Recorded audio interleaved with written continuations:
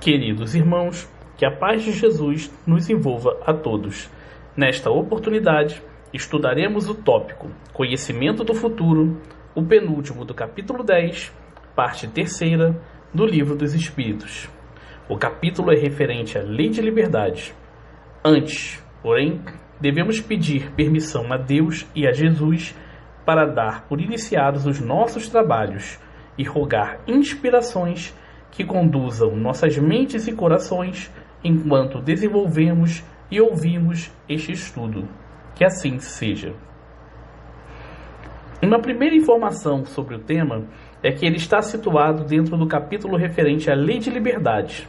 Neste sentido, Allan Kardec, com seus questionamentos aos espíritos, queria saber quais os impactos que o conhecimento do futuro poderia ter na conduta humana, moral humana, melhor dizendo, na conduta moral humana e no exercício do livre-arbítrio.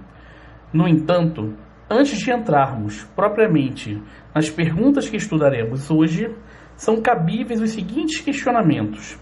Os espíritos são capazes de prever o futuro? Se sim, como isto acontece? A primeira pista que temos para responder a tais perguntas está no Livro dos Espíritos, questões 243 e 243A, que leremos a seguir. E o futuro? Os espíritos o conhecem? Ainda isto depende da elevação que tenham conquistado. Muitas vezes apenas o entreveem. Entrever é ver com dificuldade, ter ideia vaga, pressentir, prever. Porém, nem sempre lhes é permitido revelá-lo. Quando o veem, parece-lhes presente. À medida que se aproxima de Deus, tanto mais claramente o espírito descortina, obtém a revelação do futuro, descortina o futuro. Depois da morte, a alma vê e apreende num golpe de vista suas passadas migrações, mas não pode ver o que Deus lhe reserva. Para que tal aconteça, é preciso que, ao cabo de múltiplas existências, se haja integrado nele. Os espíritos que alcançaram a perfeição absoluta têm conhecimento completo do futuro? Completo não se pode dizer, pois só Deus é soberano Senhor e ninguém o pode igualar. Assim, aprendemos que a capacidade de o espírito prever o futuro é inerente ao seu grau de evolução. Allan Kardec desenvolveu o tema de forma mais aprofundada no capítulo 16 do livro A Gênese. Este capítulo recebeu o título de Teoria da Presciência. O codificador, no item 2 do referido capítulo, fez uma comparação para nos ajudar a compreender o fenômeno. Suponhamos um homem colocado no cume, no ponto mais alto, de uma alta montanha, a observar a vasta extensão da planície em derredor. Nesta situação, o espaço de uma légua, pouca coisa será para ele, que poderá facilmente apanhar, de um golpe de vista, todos os acidentes do terreno, de um extremo a outro da estrada que lhe esteja diante dos olhos. O viajor que pela primeira vez percorre essa estrada, sabe que, caminhando, chegará ao fim dela. Constitui isso uma simples previsão da consequência que terá a sua marcha. Entretanto, os acidentes do terreno, as subidas e descidas, os cursos d'água que terá de transpor, ultrapassar, os bosques que haja de atravessar, os precipícios em que poderá cair, as casas hospitaleiras, onde lhe será possível repousar, os ladrões que o espreitem para roubá-lo, tudo isso independe da sua pessoa. É para ele o desconhecido, o futuro, porque a sua vista não vai além da pequena área que o cerca. Quanto à duração, mede-a pelo tempo que gasta em percorrer o caminho. Tirai-lhe os pontos de referência e a duração desaparecerá. Para o homem que está em cima da montanha e que o acompanha com o olhar, tudo aquilo está presente. Suponhamos que esse homem desce do seu ponto de observação e, indo ao encontro do viajante, lhe diz: em tal momento encontrarás tal coisa, serás atacado e socorrido.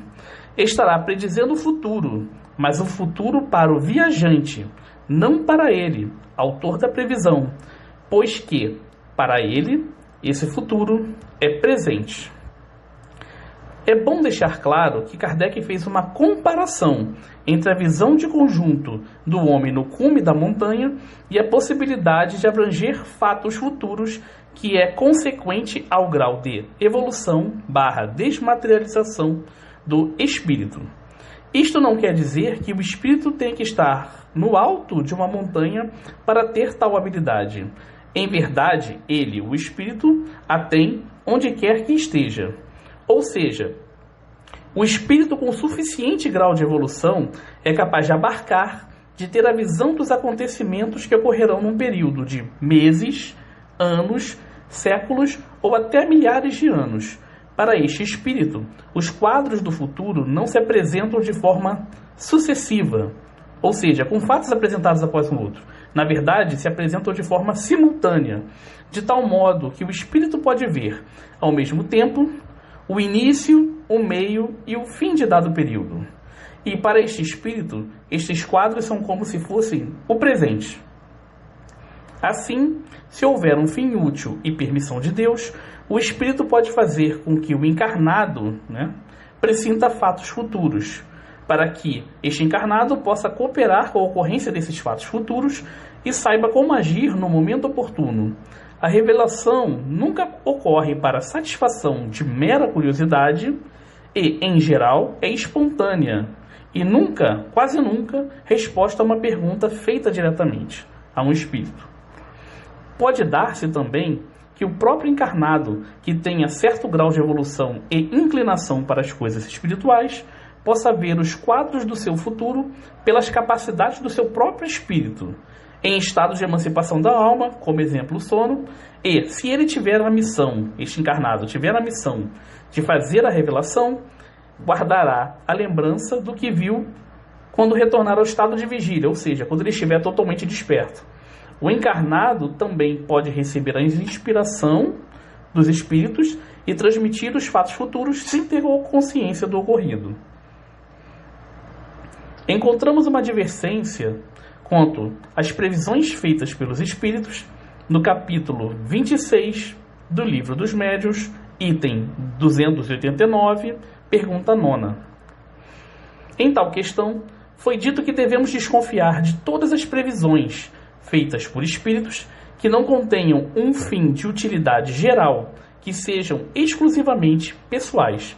Muitas vezes, espíritos obeteiros se riem das pequenas contrariedades que causam quando as pessoas creem em suas falsas revelações, que são de ordem pessoal e que não se realizam. Como também fica claro na resposta da questão 11ª do mesmo item do Livro dos Médiuns, os Espíritos dizem o seguinte: ainda uma vez, a nossa missão consiste em fazer-vos progredir. Para isso, vos auxiliamos tanto quanto podemos. Jamais será enganado aquele que aos espíritos superiores pedir a sabedoria. Não acrediteis, porém, que percamos o nosso tempo em ouvir as vossas futilidades e em vos predizer a boa fortuna. Deixamos este encargo aos espíritos levianos e refletidos que não se preocupam com coisas sérias, que com isso se divertem, como crianças travessas. A situação até aqui estudada é um tanto diferente daquela explicada no item referente aos pressentimentos, perguntas 522 aos 524 do Livro dos Espíritos.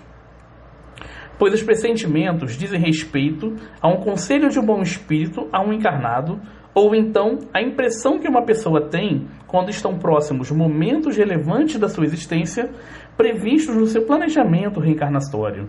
Esta impressão foi chamada pelos espíritos de voz do instinto. Outro ponto bem importante da teoria da presciência, exposta na obra A Gênese, diz respeito ao fato de que os espíritos, de modo geral, não têm permissão ou muitas vezes também não têm mesmo condições de fixar datas para os eventos futuros que são revelados. Isto pode acontecer por dois motivos principais. O primeiro é o seguinte: alguns fatos, para ocorrerem, dependem de um conjunto de circunstâncias e do exercício do livre-arbítrio dos encarnados. Deste modo, ainda que seja possível a previsão, não é possível ter certeza de quando se dará o acontecimento, pois as ideias que levarão a essas ocorrências, muitas vezes, ainda não surgiram nas mentes dos encarnados que tomarão parte em tais eventos. Os espíritos, sobretudo os mais desmaterializados, não enxergam o tempo e as durações como nós, o que, para eles, dificulta a fixação de datas e épocas. Para tais espíritos, até poderiam tentar fixar o tempo como nós, mas muitas vezes também não consideram que tenha muita utilidade nisto. Questão 240 do Livro dos Espíritos e item 15 do capítulo 16 de A Gênese. Conclui-se do afirmado que toda previsão que fixe datas, chamada pelos espíritos e por Kardec de predição circunstanciada, não deve ser tomada por certa, e insistir e obter precisão sobre a época de acontecimentos vindouros pode levar o espírito a ser mistificado, enganado. Levar o encarnado a ser mistificado, enganado por espíritos levianos, espíritos refletidos, que nada levam a sério.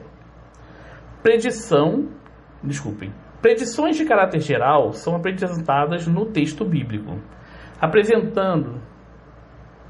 Apresentaremos a seguir dois exemplos interessantes de profecias do Antigo Testamento. No Evangelho de Lucas, capítulo 1, versículos 11 a 17, um espírito que se apresentou como anjo Gabriel. Só uma explicação: anjos para o espiritismo são espíritos puros e não seres à parte na criação. São espíritos que também evoluíram como todos nós temos que evoluir. Então, esse anjo Gabriel revelou a Zacarias que ocorreria o nascimento de João Batista. João Batista era precursor da missão de Jesus e era também a reencarnação do profeta Elias. Naquele momento, o espírito Gabriel estava dando cumprimento a uma profecia de Malaquias relativa ao retorno de Elias, utilizando termos muito parecidos com os do profeta. É interessante comparar o texto do Evangelho de Lucas com o de Malaquias. Primeiro do Evangelho de Lucas, versículos 16 e 17 do capítulo 1.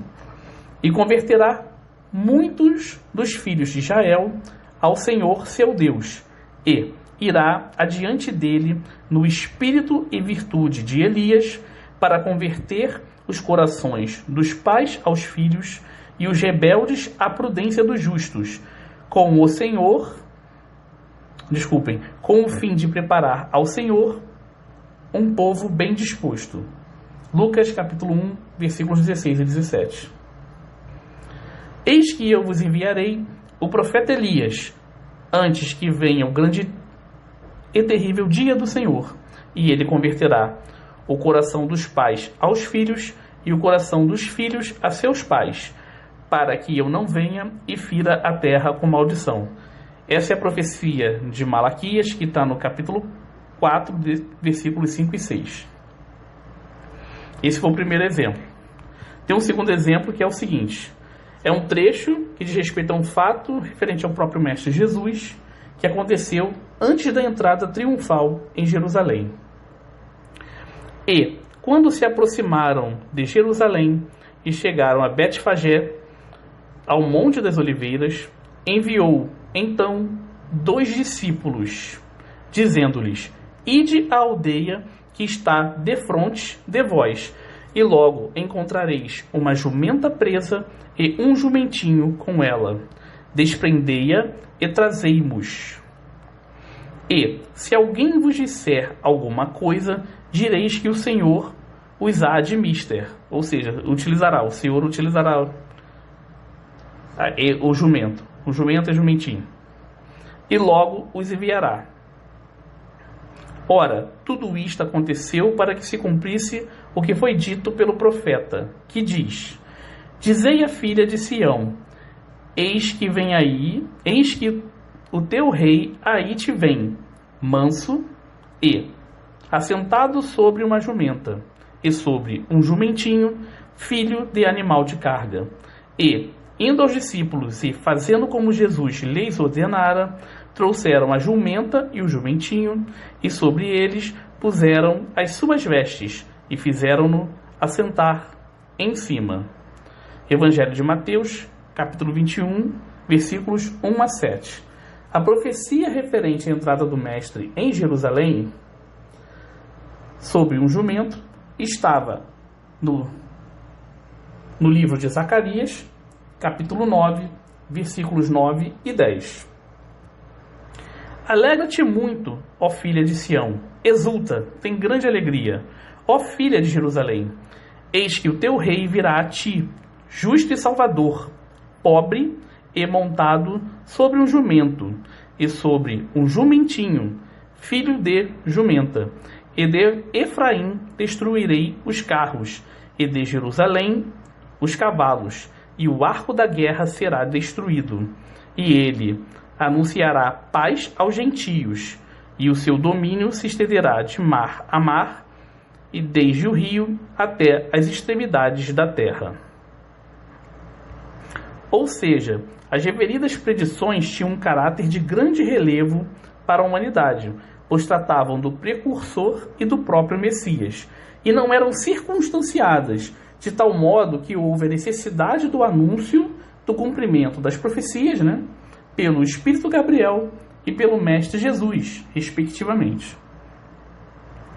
Finalmente, depois da apresentação, em linhas gerais, de como os Espíritos podem ter conhecimento do futuro, entraremos no estudo das questões 868 a 871 do Livro dos Espíritos. Já era possível perceber, pelo exposto anteriormente, a resposta da questão 868, nos termos da qual o futuro, de modo geral, deve ficar oculto ao homem, e só em casos excepcionais permite Deus a sua revelação. Se o homem conhecesse o futuro, acabaria por se descuidar do presente, pois poderia pensar que, se um fato futuro vai acontecer, é inútil ocupar-se com ele, de modo que não atuaria com seu livre-arbítrio de forma plena, ou então faria tudo para evitar o acontecimento previsto. Como os Espíritos deixam claro na resposta da questão 869, não quis Deus que assim fosse, ou seja, não quis Deus que o homem conhecesse o futuro, a fim de que cada um concorra para a realização das coisas, até daquelas a que desejaria opor-se. Assim é que, muitas vezes, tu mesmo preparas, sem disso te dares conta, os acontecimentos que hão de sobrevir no curso da tua existência. Ou seja, se conhecêssemos o futuro, possivelmente deixaríamos de preparar a realização dos próprios acontecimentos vindouros. É importante ter em mente também que, muitas vezes, um fato pode contrariar nossos interesses ou nos causar dor, mas este mal menor momentâneo pode gerar um resultado proveitoso para nós, pois progredimos quando aprendemos a suportar essas experiências difíceis.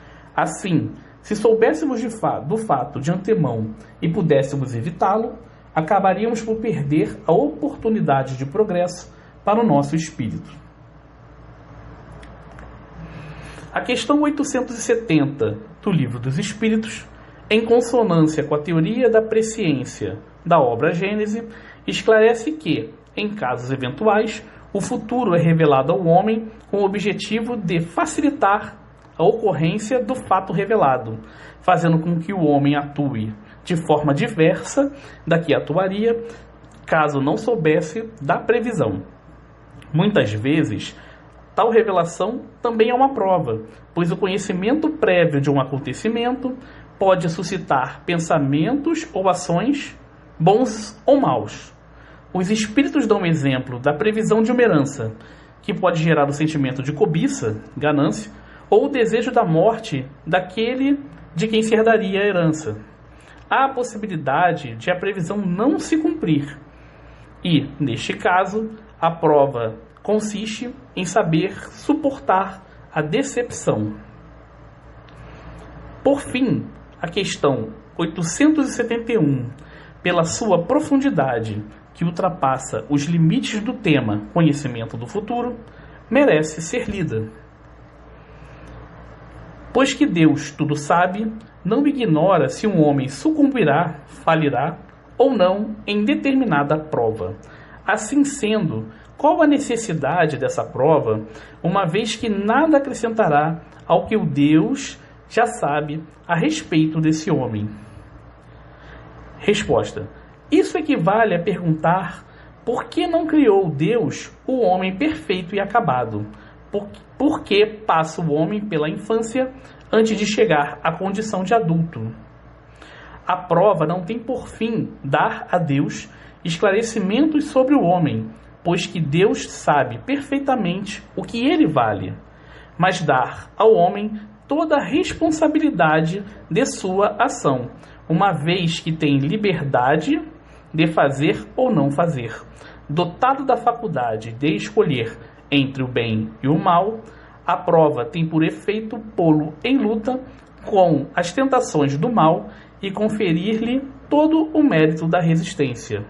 Ora, conquanto, embora saiba de antemão se ele se sairá bem ou não, Deus não o pode, em sua justiça, punir nem recompensar por um ato ainda não praticado.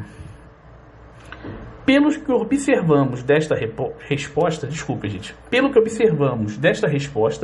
o relevante sobre as provas não diz respeito à posição de Deus, que conhece todas as coisas e sabe se suportaremos as provas ou não, mas sim a situação do homem, que tem nas provas um meio de desenvolvimento da sua consciência e do crescimento da responsabilidade por suas ações. Ademais, mesmo falindo na prova, muitas vezes o espírito adquire um entendimento e uma experiência que lhe permitirão, no futuro, enfrentar novas provas com maior possibilidade de êxito. Para encerrar este tópico, é importante que leiamos o trecho do comentário de Allan Kardec à questão 871, que aponta os inconvenientes do conhecimento do futuro. Quanto mais se reflete nas consequências que teria para o homem o conhecimento do futuro, melhor se vê quanto foi sábia a providência em lhe ocultar. A certeza de um acontecimento venturoso, feliz, o lançaria na inação. A de um acontecimento infeliz o encheria de desânimo. Em ambos os casos, suas forças ficariam paralisadas.